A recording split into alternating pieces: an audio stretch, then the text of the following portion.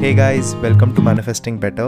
I'm back with another video and another topic that needs to be addressed. I also have an Instagram account, the link for that is in the description box below.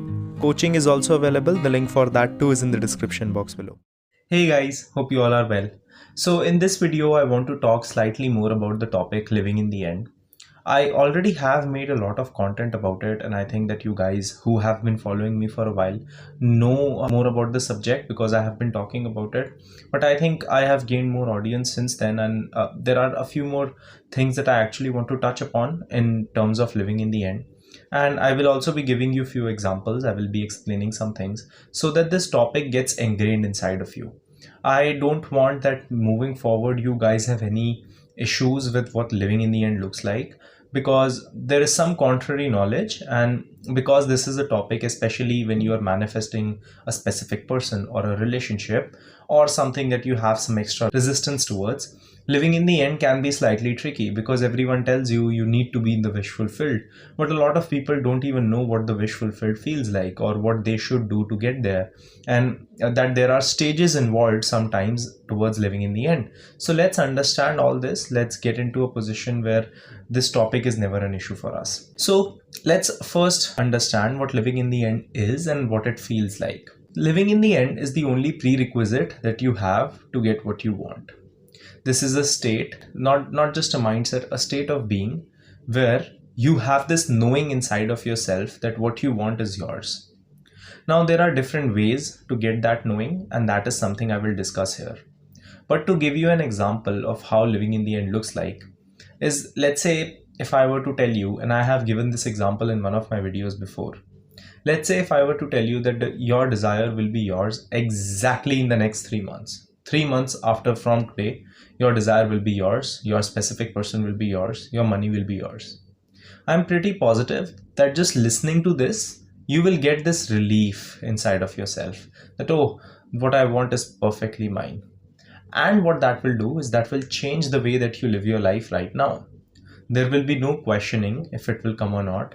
There will be no doubting if it will come or not. You will probably be more focused on the life that you have to live now. You will be more focused on the way that you want to consider your actions and the way that you want to go forward with life now. Your life wouldn't be focused in any way, shape, or form trying to get it. Yes, you would naturally have some thoughts about it. Yes, you will naturally think about these things from that perspective. And if it naturally comes up, you will. If you will feel like affirming, you will, but that wouldn't come from a desperation, or that wouldn't come from a lack space. You would have this knowing inside of yourself, this powerful feeling inside of yourself that what I want is mine. And you wouldn't be questioning it. That is what living in the end actually feels like. The thing is that my guarantee meant more to you than your own faith. And that is why in this moment, you got this relief in yourself, because when I said that you will get what you want in the next 3 months, that meant more to you than your own confirmation. And it should not. Your own confirmation on that it will come to me. I'm not telling you to put up timelines. I'm telling you that your own confirmation that it is going to happen is very important. And you can keep seeking validation from outside, but the questions that I sometimes get, can I manifest what I want? Will I get what I want? The thing is that me, thousands of coaches on the internet, everyone around you, every success story that you have ever read, every post that every person has made, if that has told you that it will happen and you still cannot believe it, then me saying it one more time won't make you believe. It has to eventually come from you. It has to eventually be a decision that you make for yourself to choose your faith over your fear. Let's move slightly away from it and understand a few more things about living in the end. So the one confusion that I get from a lot of people is that people ask me if I am manifesting a specific person and I already have a lot of resentment in me. I have a lot of trauma in me. I have a lot of fears. I keep being desperate towards that person. I'm super obsessed. All I think about is the third party. All I think about is these things. How can I live in the end? I have been doing the affirmations, but I don't feel like living in the end. How can I live in the end? The thing is that living in the end can come from different places. That knowing that what you want is a representation of power. Living in the end is a representation of power.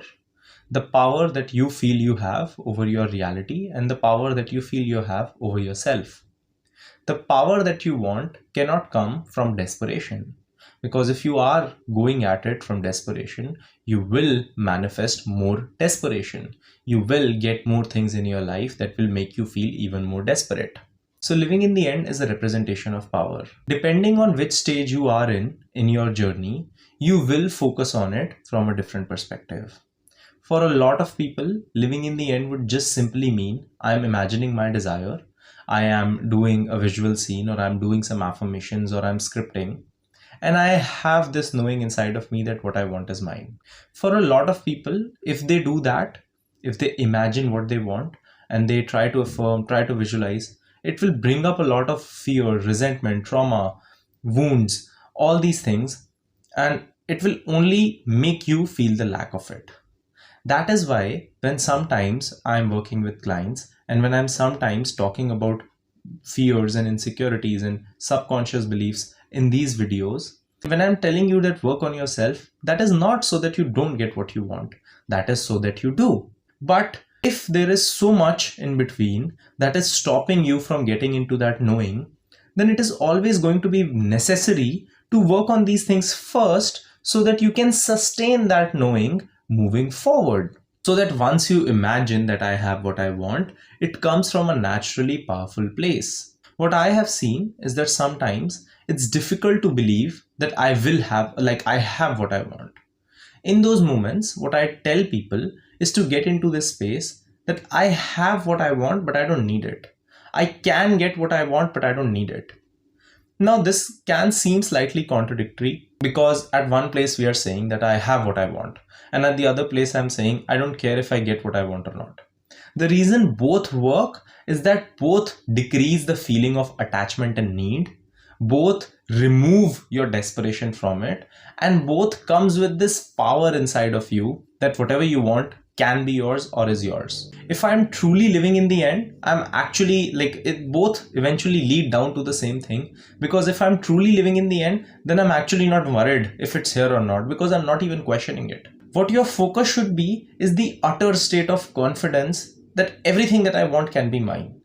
And in everything comes that person. That person is not a special human being that just came in this planet with 3 legs, 3 hands, 50 teeth and things like that. No, they're just a normal human being that you have pedestalized based on the kind of attachment that you have developed towards them. And that is how each and every human being works. There is nothing wrong with wanting someone. The issue becomes when the mere fact of getting someone is the only thing that can give us relief. The issue becomes if the only mere fact that this person will be mine is the only way that I can feel better.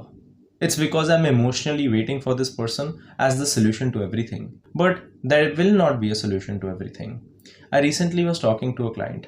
She manifested her SP back and more men. She manifested her SP and more men started giving her attention. She got into the relationship. 2 months later, she texted me and said, "Hey Karan, I went through a breakup again because in my mind, even though I was working on myself and even though my manifestation came, I never believed to the fact that I will have to deal with my emotional issues. I thought that the manifestation will come and it will solve all my problems. I wish I would have listened to you at that time when you were telling me to actually work on my resentment and my fears. I wish I would have done that because I wouldn't have to go through this. But now I'm here and can we work on this?" Another client texted me the other day that, "Hey Karan, I lost my job again." I said, "What happened?" And she said, "I lost my job because I never felt enough for it. I kept thinking, when will my bosses fire me? I kept feeling like an imposter in my job. I kept feeling that I'm not good enough to be here. And then I kept sabotaging my work. I never was on time. I always used to think they're not going to respect me anyway, so what's the point of doing it?" So that is why working on your emotional issues is important. So to summarize a little bit, and I have some examples that I want to give you, living in the end is the utter state of confidence that I can get what I want. Living in the end is the representation of power. You can achieve the state of living in the end either by saying I have it, if that makes you feel calm and powerful, or by the method of I don't need it, that makes you feel calm or powerful. Both work. If one works better for you, go for that. If the other works better for you, go for that. There is no one size fits all.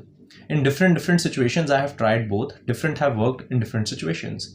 In some situations, the first one never works. For me, in money, the state of I don't need it, that is what always works.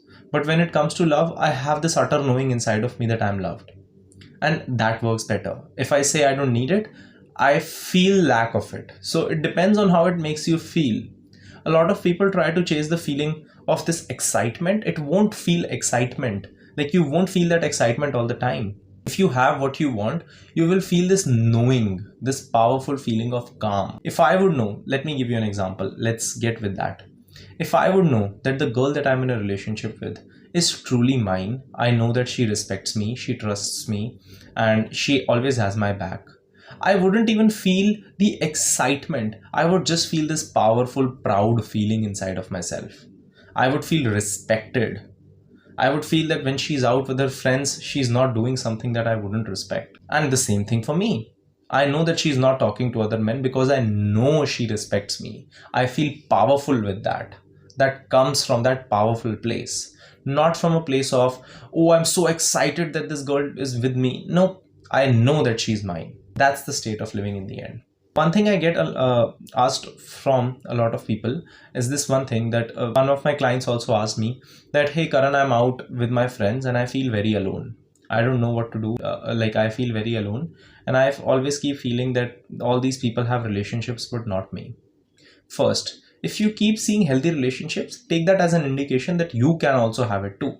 So if you keep seeing people in healthy relationships, tell yourself, oh, people around me are in healthy relationships. That must mean I can be in one too. But ask yourself this question. If I would have a girlfriend, but I would still be out with my friends, would I be feeling this desperation? No, because I wouldn't be noticing that thing outside of me and feeling lack. I would be noticing it and feeling gratefulness for my own girlfriend, for my own desire. So this is what it means that don't look at the 3D, don't take signals from the 3D and what some people call ignore the 3D. That what is in front of you is majorly based on how you perceive it now. If you perceive it differently, the meaning to that thing changes.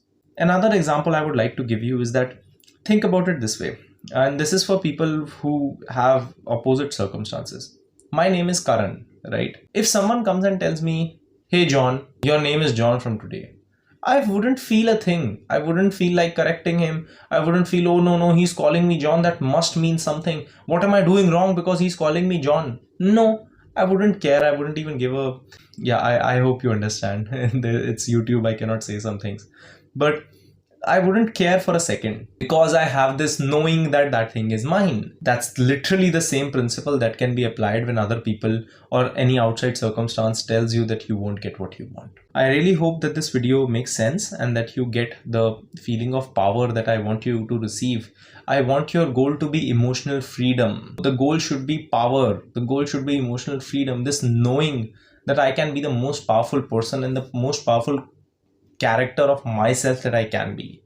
Not just, oh, I got this girl, I'm happy. You are happy, but what's next? Understand that the level of life that I am looking at you for is way greater than just a guy and just a girl. I hope it makes sense and I will see you guys in the next video. Click the like button if you liked the video. Subscribe and turn the notifications on for more such content. Comment down your video suggestions and I will see you guys in the next one.